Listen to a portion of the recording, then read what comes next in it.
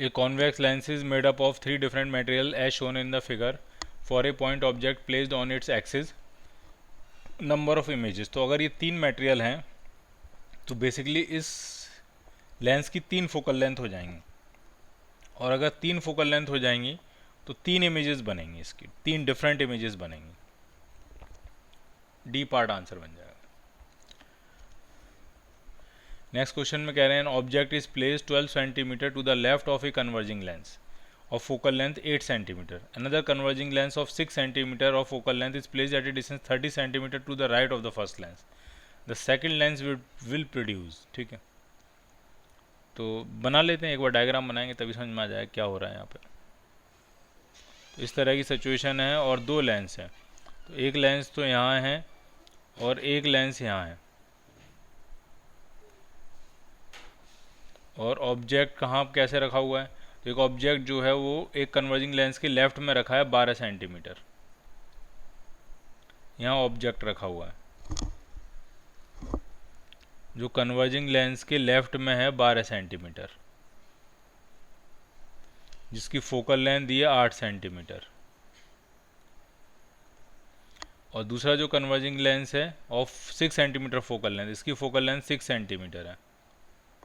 ये converging lens जो है वो फर्स्ट लेंस के कहाँ रखा है जरा देख लेते हैं, एक बार पढ़ लेते हैं कहाँ रखा है। Another converging lens of 6 centimetre of focal length is placed at a distance 30 centimetre to the right of the first lens. Okay, मतलब ये यहाँ नहीं रखा है, तो कुछ और ही सिचुएशन है। ठीक है, डायग्राम फिर से बनाना पड़ेगा।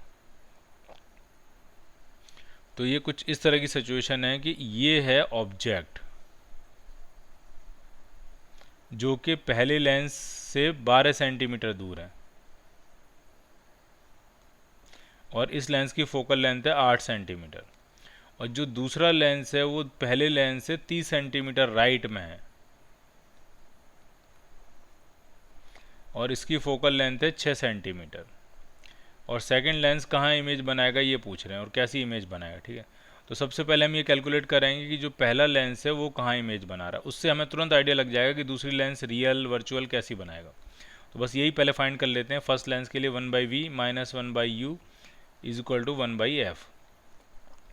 तो v कितना है, तो v है हमें निकालना है, माइनस u कितना है, तो u है आपका माइनस 12 सेंटीमीटर। ठीक है, इज इक्वल टू 1/f कितना, तो फोकल लेंथ है 8 सेंटीमीटर, तो ये माइनस माइनस प्लस हो जाएगा, तो 1/v कितना हो जाएगा, तो वो हो जाएगा 1/8 माइनस माइनस प्लस माइनस 1/12 हो जाएगा।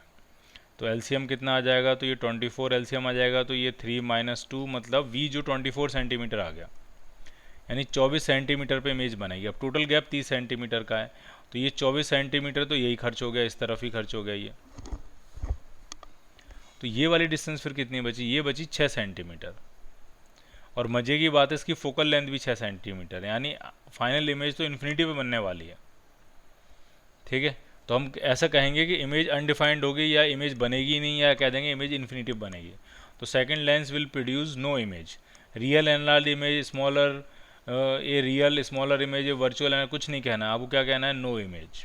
इमेज फाइनली कहाँ बनेगी, इन्फिनिटी पे बनेगी। तो आंसर इसका बेस्ट आंसर बनेगा आपका ए पार्ट। क्यों, क्योंकि यहाँ से जाने वाली जो लाइट रेज हैं वो प्रिंसिपल एक्सिस के पैरेलल हो जाएंगे। क्या हम जरूर देते हैं इन्फिनिटी पे इमेज बनेगी, लेकिन टेक्निकल बात यह है कि इमेज कहीं नहीं बनेगी।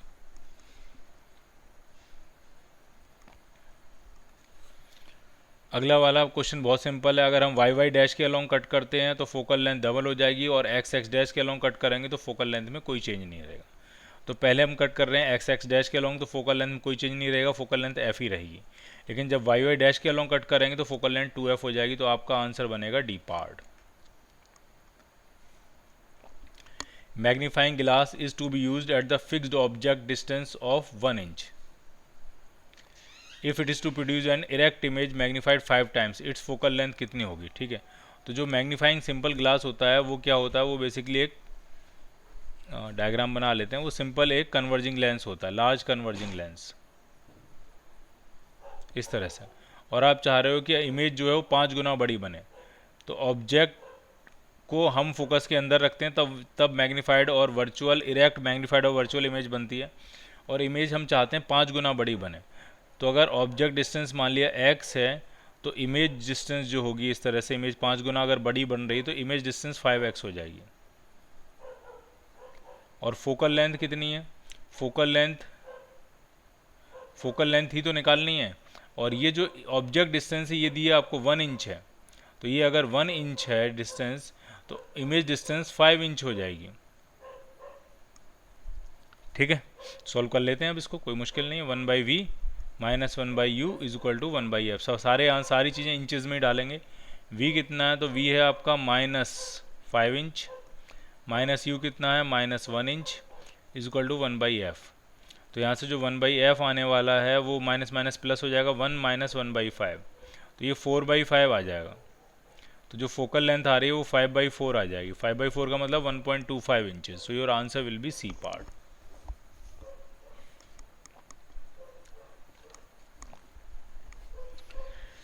नेक्स्ट क्वेश्चन में कह रहे हैं एक object is kept at a distance 60 centimetre from the thin lens and image is formed is real if the object is kept at a distance of 6 centimetre from the same lens and the image formed is virtual. यानी जो focal length है, पहली बार object जो है focal length के बाहर रखा गया होगा, दूसरी बार ऑब्जेक्ट जो है फोकल लेंथ के अंदर रखा गया होगा।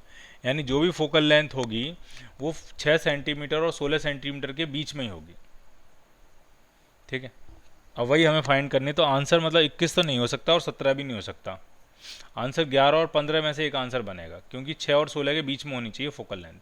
If the size of the image is formed are equal then the focal length कितनी होगी। अगर इमेज का साइज इक्वल है मतलब मैग्निफिकेशन सेम आने वाला, बट एक रियल एक वर्चुअल, एक का पॉजिटिव एक का नेगेटिव ऐसा आएगा, क्योंकि एक इन्वर्टेड बनेगी और एक इरेक्ट बनेगी। तो पहले केस में जो ऑब्जेक्ट होगा वो फोकस के अंदर रखा जाएगा, यहाँ रखा जाएगा ऑब्जेक्ट इस तरह से। तो वो डिस्टेंस कितनी है, नहीं पहले केस में 16 सेंटीमीटर है, तो पहले केस में ऑब्जेक्ट f और 2f के बीच में रखा जाएगा यहाँ, और यहाँ जो इमेज बनेगी वो 2f के बाहर बनेगी। ठीक है, यहाँ इमेज बनेगी 2f के बाहर बनेगी। और मैंने कहा चलो m टाइम्स बड़ी बन रही, ध्यान से सुनते जाना, m टाइम्स बड़ी बन रही है। तो ऑब्जेक्ट की डिस्टेंस ये जो है वो है आपकी 16 सेंटीमीटर, 16 सेंटीमीटर। तो जो इमेज डिस्टेंस होगी वो आपकी 16 इंटू m टाइम्स हो जाएगी, m टाइम्स इमेज बड़ी बन रही है। ठीक, दूसरे केस में ऑब्जेक्ट जो है वो 6 सेंटीमीटर पर रखा हुआ है। अब इस केस में इसी साइड वर्चुअल इमेज बनेगी, लेकिन कह रहे हैं साइज सेम है, तो ये डिस्टेंस जो हो जाएगी वो 6m हो जाएगी। तो अब हमें दो इक्वेशन बनानी है और दो अननोन है, एक फोकल लेंथ और एक m, और फिर हमें फोकल लेंथ निकालेंगे। तो पहली इक्वेशन अगर हम बनाएं, equation 1/v minus 1/u equal to 1/f है।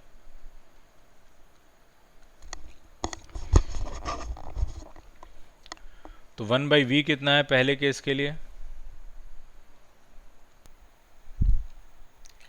तो चलो इसकी इक्वेशन लगाते हैं फिर देखते हैं क्या होने वाला है। तो v जो है 16 वाले को पहले सेटल करते हैं। ठीक है, तो v जो है वो है आपका +16m माइनस u जो है वो है -16 इज इक्वल टू 1/f। तो यहाँ जो इक्वेशन बनेगी माइनस माइनस प्लस हो जाएगा, तो ये इक्वेशन बन रही है। अगर हम 16m को एलसीएम ले लें तो ऊपर बन रहा है 1 + m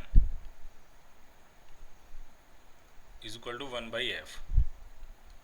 अगर हम दूसरे के लिए इक्वेशन लगाएं, दूसरे वाले सेटअप के लिए इक्वेशन लगाएं, तो उसमें ऑब्जेक्ट जो था,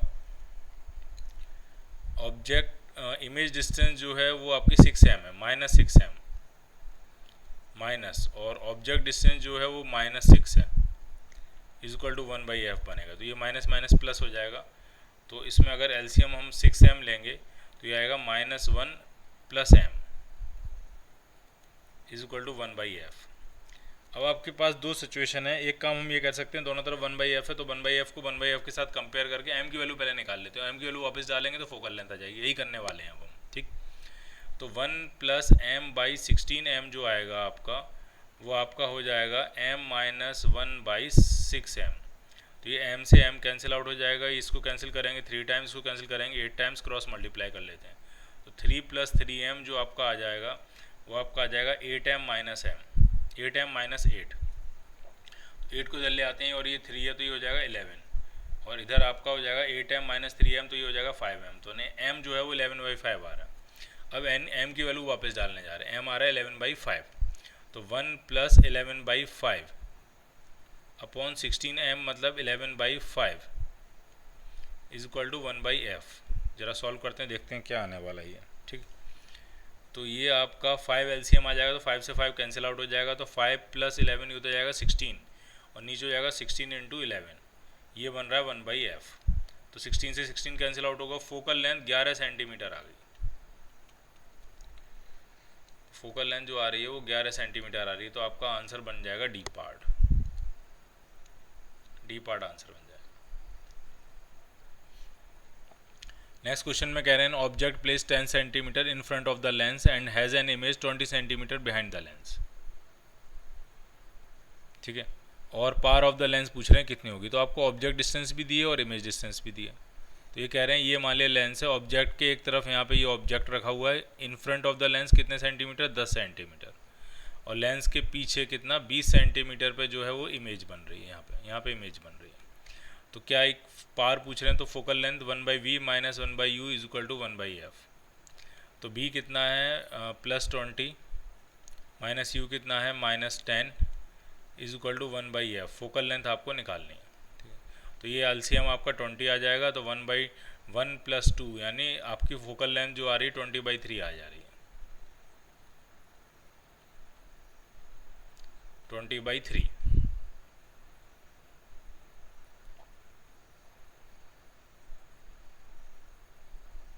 और 20/3 का मतलब आंसर क्या बनेगा फिर आपका 20/3 का? पार पूछ रहे हैं, तो फोकल लेंथ आपकी आ गई 20/3, तो जो पार आ जाएगी वो होती है 100/f,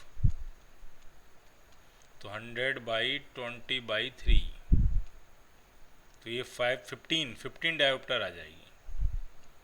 so your answer will B D part. D part आपका आंसर हो जाएगा। अगले क्वेश्चन में दो लेंस हैं, एक +12 डायोप्टर है, एक -2 डायोप्टर है, कंबाइंड पार पूछ रहे हैं। तो कंबाइंड पार तो आ जाएगी 10 डायोप्टर, और 10 डायोप्टर का मतलब हो जाएगा 10 सेंटीमीटर फोकल लेंथ हो जाएगी, तो आंसर बनेगा डी पार्ट। अगले क्वेश्चन में कह रहे हैं कॉन्वेक्स लेंस की फोकल लेंथ दी है 40 सेंटीमीटर और कॉनकेव लेंस की फोकल लेंथ दी है 25 सेंटीमीटर। पार पूछ रहे हैं कितनी हो जाएगी, तो नेट फोकल लेंथ निकाल लो, 1/4 फोकल लेंथ या 100/4 फोकल लेंथ, पार आ जाएगी। फोकल लेंथ सेंटीमीटर में आएगी, तो पार आपकी 100 फोकल लेंथ करके डायोप्टर में आपको आंसर मिल जाएगा। अगले क्वेश्चन में कह रहे हैं एक आई स्पेशलिस्ट है और उसने कॉन्वेक्स लेंस 40 सेंटीमीटर का और कॉनकेव लेंस 25 सेंटीमीटर का लगाया, पार पूछ रहे हैं कॉम्बिनेशन। तो ये क्वेश्चन और पिछला वाला क्वेश्चन सेम ही है। नेक्स्ट क्वेश्चन में कह रहे हैं if the space between the lenses in the lens combination shown were filled with water, पानी से भर दिया तो होगा क्या फोकल लेंथ और पार में क्या होगा। जैसे आप पानी से भरोगे इस स्पेस को,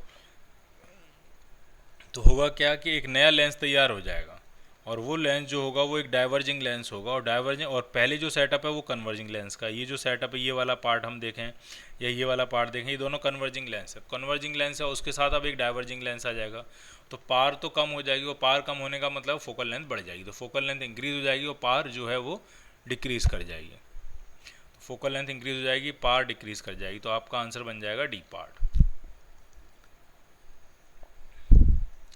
अगले क्वेश्चन में कह रहे हैं कॉन्वेक्स लेंस है, उनको मिरर के साथ कांटेक्ट में रखा और जो स्पेस था वो पानी से भर दिया है। जैसे स्पेस को पानी से भरोगे तो एक कॉनकेव लेंस क्रिएट हो रहा है, और कॉनकेव लेंस को क्या करेगा, पार को कम करेगा और फोकल लेंथ को बढ़ा देगा। पार विल डिक्रीज,